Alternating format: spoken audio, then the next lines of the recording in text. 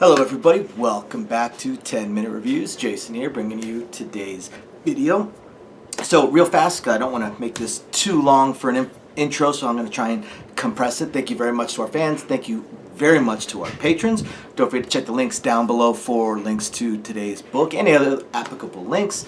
And don't forget to check the end of the videos for details on our contest. I'm going to be running a contest on the main channel, and I'm going to have a couple of contests on the Patreon, so don't forget to check that as well. Got a bunch of signed books and stuff that I want to give away.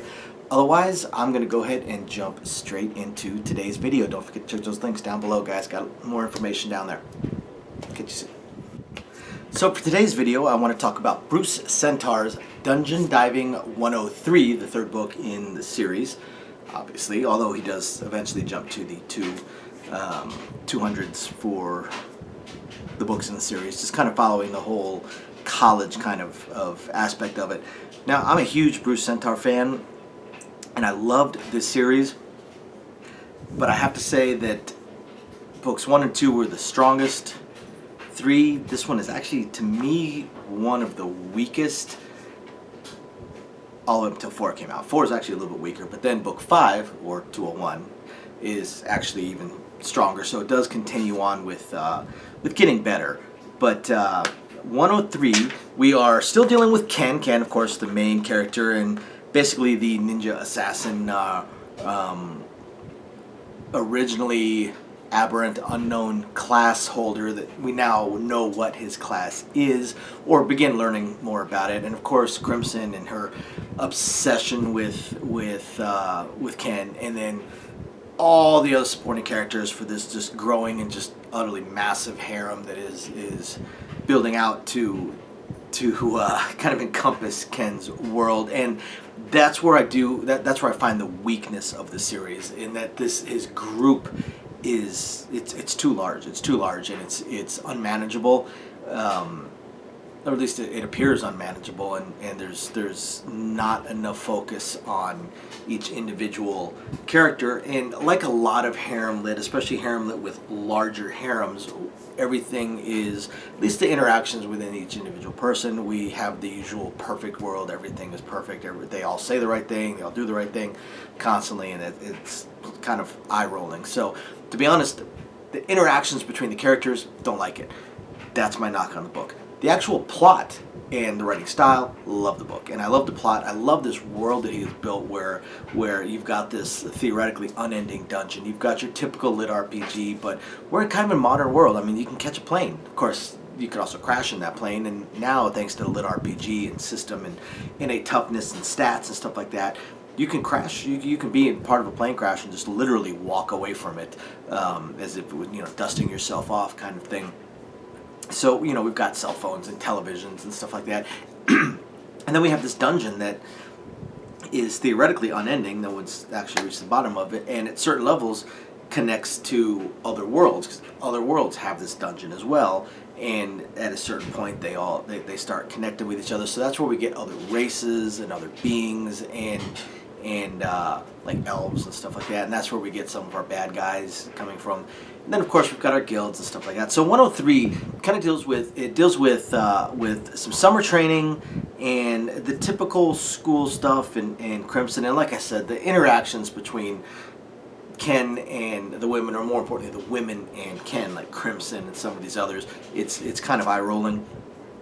But the overall plot, what exactly is Ken, and especially the clan and the guild, as he's building up his clan, and his clan has this guild, the Silver Fangs.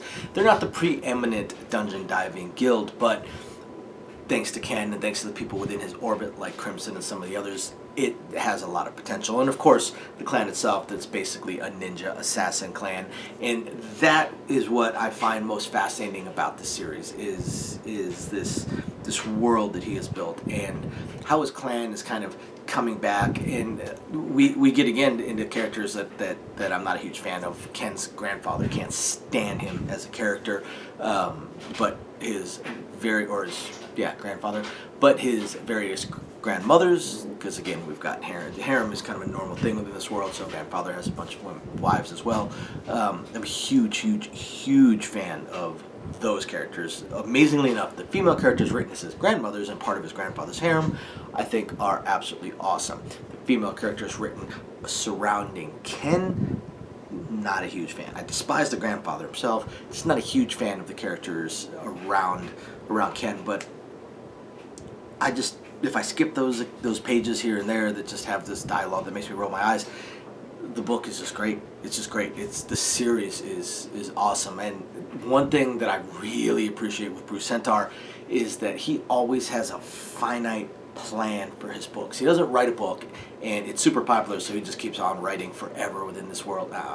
He has lots of ideas that he wants to write, so he wants to move on and finish his series, so he has finite plans. And I'm hoping that this one is a little bit closer to like Drew Hayes' Superpowers, where you've got your 4 years of school, and that's what this series is going to be. Although if there's 4 books for every year of the school, this would be one of the longest series Bruce has ever written, if not the longest. But I have a feeling it's not going to be that long. I don't think school is going to be 4 years. I'd be surprised if it's a full 3. And I think that he's going to answer most of the overarching questions within this book and this series fairly quickly.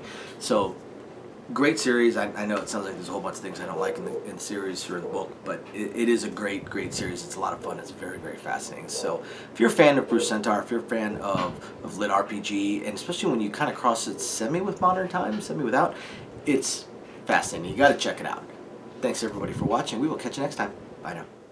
Welcome back. So for our contests. So for the contest here on the main channel, I'm going to be running 2 contests for this month. The contest will end at the end of April.